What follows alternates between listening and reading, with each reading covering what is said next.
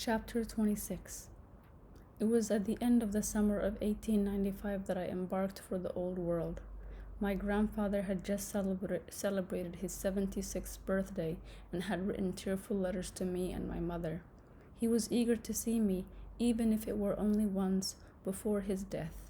Having finished my studies, I rushed off, and on the ship I readied myself for the role I would have to play, to kneel down at his bedside, to hold his frozen hand bravely while listening to him murmur his last orders. That was all absolutely wasted. Grandfather was waiting for me at Cherbourg. I can still see him on the Quai du Calény, straighter than his cane, with his perfumed mustache, his lively gait, and his top hat tipping automatically when a lady passed by. When we were seated in the Admiralty restaurant, he took me firmly by the arm. "My friend," he said, deliberately theatrical, "a young man has just been reborn in me, and he needs a companion."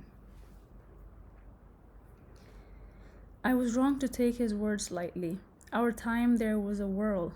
We would hardly have finished eating at the Brabant, at Foyot, or at Chez le Père Latouille before we would have to run to the Cigale, where Eugène Buffet was appearing, to the Mirliton, where Astrid Brandt reigned, or to the Scala, where Yvette Gilbert would sing Les Vierges, Les Fêtues, and Les Fiacres. We were two brothers, one with a white mustache, the other with a brown one. We had the same gait, the same hat, and he was the one the women looked at first. With every champagne cork that popped, I studied his gestures and his behavior, and I could not even once find fault with them. He arose with a bound, walked as quickly as I did, his cane being hardly more than an ornament. He wanted to gather every rose of this late spring. I am happy to say that he will live to be 93, another 17 years, a whole new youth.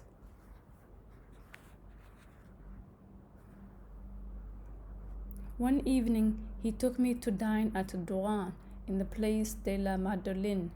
In an aisle of the restaurant, around several tables which had been placed together, there was a group of actors, actresses, journalists, and politicians, whose names grandfather audibly reeled off for me one by one.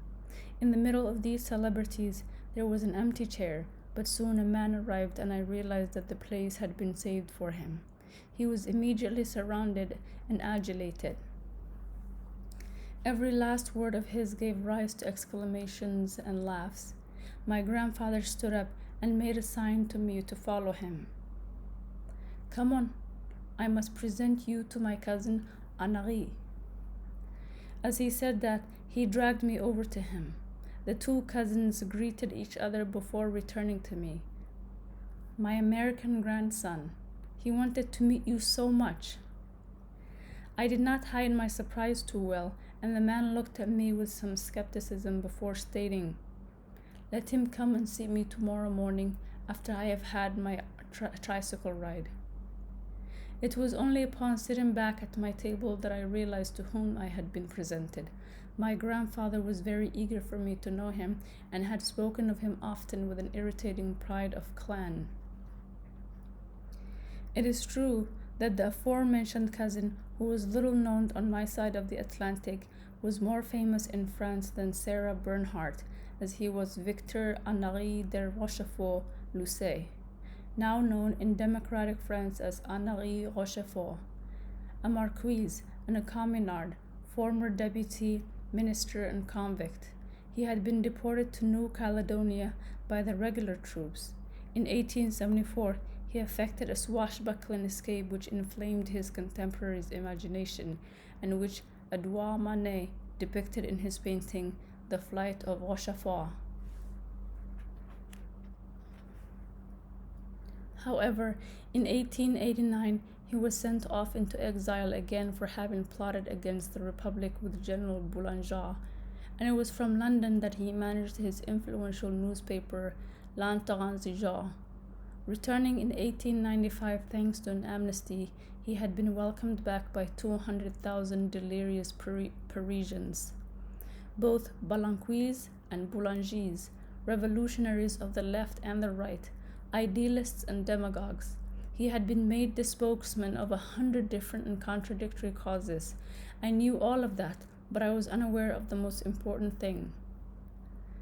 On the appointed day, I went off to his residence on Rue des Bergolis, incapable of imagining at the time that this visit to my grandfather's favorite cousin would be the first step of my never-ending trip in the universe of the Orient. "So," he said, accosting me, "you are sweet Genevieve's son? Are you not the one to whom she gave the name of Omar?" "Yes, Benjamin Omar." "Do you know that I have held you in my arms?" As this was the case, he was now obliged to address me familiarly. The same, however, did not apply to me when addressing him. "My mother has actually told me that after your escape you landed at San Francisco and took the train for the East Coast. We went to New York to meet you at the station. I was 2. I remember perfectly. We spoke of you, of Khayyam, and of Persia, and I have even predicted that you would be a great Orientalist." I shammed a little embarrassment and admitted to him that I had more oriented toward financial studies, foreseeing myself one day taking over the maritime construction business started by my father. Appearing to be sincerely disappointed by my choice, Rochefort set off on a lengthy plea intermixed with the Persian letters of Montesquieu and his famous "How can one be Persian?" The adventure of the gambling addict Marie Petit, who had been received by the Shah of Persia by passing herself off as Louis XIV's ambassador, and the story of Jean-Jacques Rousseau's cousin who ended his days as a watchmaker in Isfahan. I was only listening to the half of it. Above all, I was watching him with his voluminous and immoderate head, his protruding forehead topped by a tuft of thick, wavy hair. He spoke with passion, but without emphasis, and without the gesticulations which one might have expected from him having read his intense writings. "I am mad about Persia, although I have never set foot there," Rochefort declared. "I do not have the soul of a traveler. Had I not been banished or deported those few times, I should never have left France. But times change, and events which are taking place at the other end of the planet are affecting our lives. If I were 20 today instead of being 60, I should have been very tempted by an adventure in the Orient, particularly if I were called Omar." I felt constrained to justify my lack of interest in Khayyam. In order to do so, I had to mention the dubious nature of the Rubaiyat, the absence of a copy which could prove their authenticity once and for all. For all that, as I was speaking, an intense glimmer came into his eyes, an exuberance which I failed to understand. Nothing in my words was supposed to provoke such excitement. Intrigued and irritated, I ended up compressing what I had to say and then falling silent quite abruptly. Rochefort questioned me enthusiastically. "If you were certain that such a manuscript existed, would your interest in Omar Khayyam be reborn?" "Naturally," I admitted. "And if I were to tell you that I have seen this manuscript of Khayyam with my own eyes, in Paris what's more, and that I have leafed through it?"